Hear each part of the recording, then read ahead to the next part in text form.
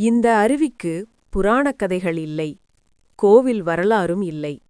ஆனாலும் தமிழ்நாட்டின் மிகப் பிரபலமான இயற்கை அருவிகளில் ஒன்றாக சுருளி அருவி எப்படி மாறியது என்று தெரியுமா? சுருளி அருவி தமிழ்நாடு தேனி மாவட்டத்தில் மேற்கு தொடர்ச்சி மலைகளின் அடிவாரப் பகுதியில் அமைந்துள்ள ஒரு இயற்கை நீர்வீழ்ச்சி. இது மனிதனால் உருவாக்கப்பட்ட இடம் அல்ல.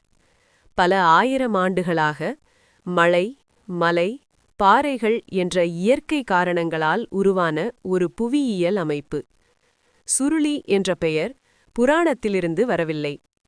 மலை சரிவுகளில் நீர் சுருள் போல வளைந்து பல அடுக்குகளாக கீழே விழுவதால் இந்த அருவிக்கு சுருளி அருவி என்று பெயர் வந்தது.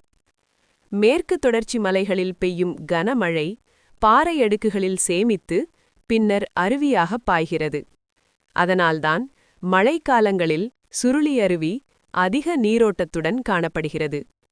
இந்த அருவி நீருக்கு மருத்துவ குணம் உண்டு என்பதற்கு அறிவியல் சான்றுகள் இல்லை. ஆனால் இந்த பகுதி மூலிகை தாவரங்கள் நிறைந்த மேற்கு தொடர்ச்சி மலைகளில் அமைந்துள்ளது என்பது ஒரு அறிவியல் உண்மை.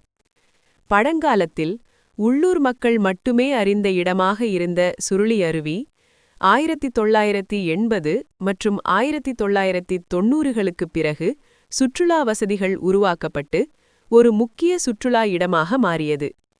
சுருளி அருவி என்பது கதைகள் பேசும் இடமல்ல, இயற்கை விதிகள் பேசும் இடம். இந்த வீடியோ உங்களுக்கு பிடிச்சிருந்தா ஒரு லைக் போடுங்க, உங்க கருத்தை கமெண்ட்ல சொல்லுங்க. இன்னும் நல்ல வீடியோக்களுக்கு நம்ம சேனலை இப்பவே சப்ஸ்கிரைப் பண்ணுங்க.